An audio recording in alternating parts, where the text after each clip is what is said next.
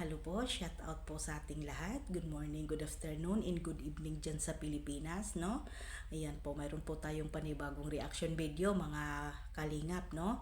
Ayan po, bago tayo magsimula, isang mapagpalang araw po sa ating ama ng kalingap, Kuya Bal Santos Matubang, Ate Edna Kalingap Rab, Miss Jack Matubang. Ayan. At syempre po sa aking mga kapwa reactor, shout out po sa inyong lahat. Hindi ko na po kayo maisa-isa. Ayan. At syempre po, shout out sa mga sponsor na tunay na nagmamahal at tumulong sa Kalingap. Ayan. At syempre po, shout out po sa aking team dito po sa Kalingap, Kalingap Reactor. Ayan, shout out Kalingap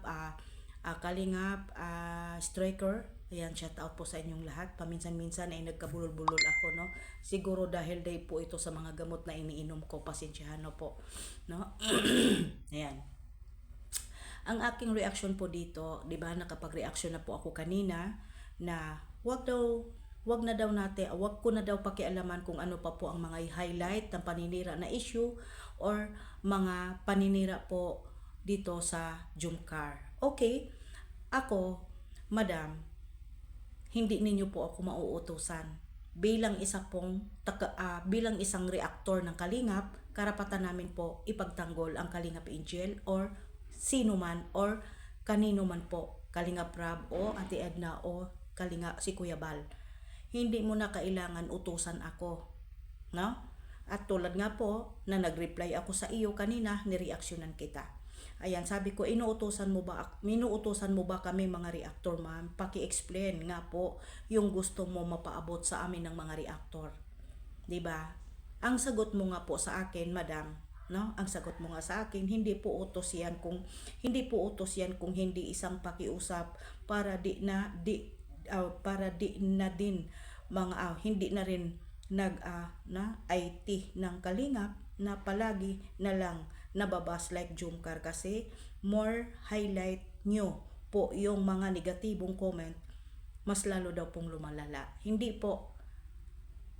mo po naiintindihan kaming mga reactor, madam. Ano na naman po ang re-reaksyonan namin kung wala po, at ano naman po ang namin kung hindi namin po sila papansinin? Paki-explain nga po ninyo sa akin, mga Kalingap, mga ka-Jumcar. Hindi ko po hina-highlight ang issue. Kumbaga po, pinapaliwanag ko kung bakit nga po ba pinapaliwanag at pinapaabot ko sa mismong nag-comment, sa mismong nagbas po sa Jumcar or sa Kalinga, pinapaabot ko sa kanila, tama nga po ba na husgahan mo ang isang tao na hindi nyo pa personally nakikita at nakakasama? Explain po yan. Hindi po hina-highlight ang issue, madam. No.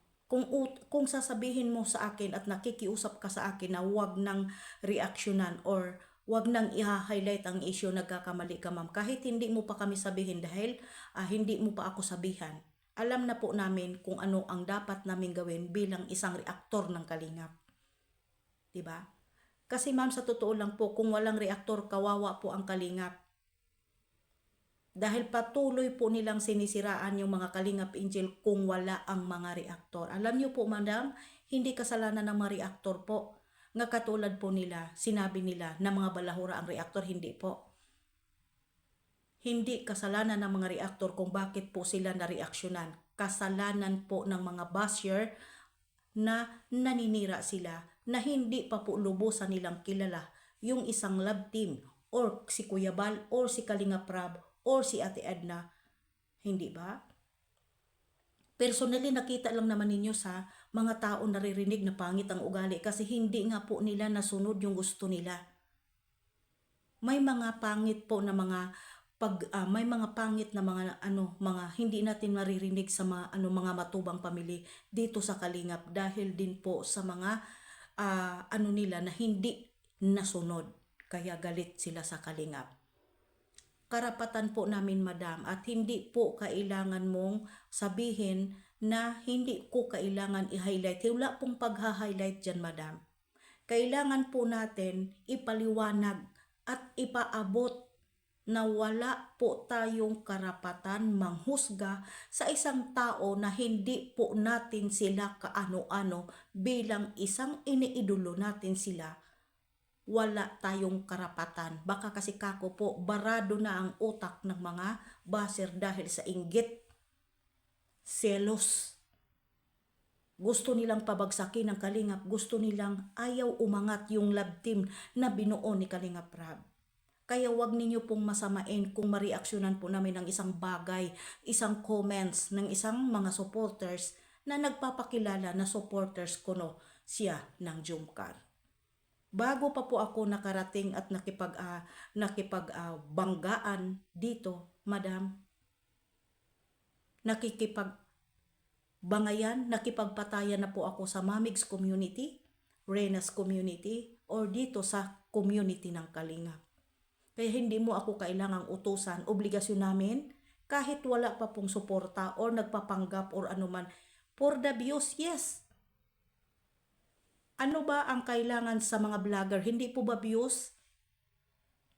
Pero yung views na po ginagamit namin, binalik at sinuklian po namin yon. Diba? Lahat po kaming mga vlogger, views po ang kailangan, suporta at pagmamahal. Maliban na lang po sa mga tao na hindi naniniwala sa amin ng mga reaktor. Dahil tulad nga ng sinasabi nila, kasalanan ng mga reaktor. No po, hindi po madam. No? Kaya kung hindi mo pa ako kilala madam, kahit hindi pa po ninyo sabihin sa akin at wala pong pang-highlight sa akin dahil sobra. Kung hindi mo lang alam na below the belt na po ang binibitawan ng mga Jumcar 18 dati. Walang nagtatanggol ni isa po, kahit pa po founder ninyo ng Jumcar 18 dati, wala pong nagtanggol. Nang dumating ako lang po ang nakapagtanggol at ang aking kagrupo. Yan lang po, no? Bukas, pag-uusapan po natin bukas sa aking live po yan. Sasabihin ko sa inyo kung sino po siya na nakikiusap sa akin na wag nang i-highlight ang issue at wag ko na daw pakialaman at para daw po hindi na po mapapahiya ang Jumcar. Abangan nyo po bukas. Hanggang dito na lang po. God bless po bago tayo magtapos. Please po like and share ang ating video reaction at sino pa po ang hindi nakapag-subscribe sa Hasa26 TV, please subscribe na po kayo. Maraming salamat. God bless and I love you.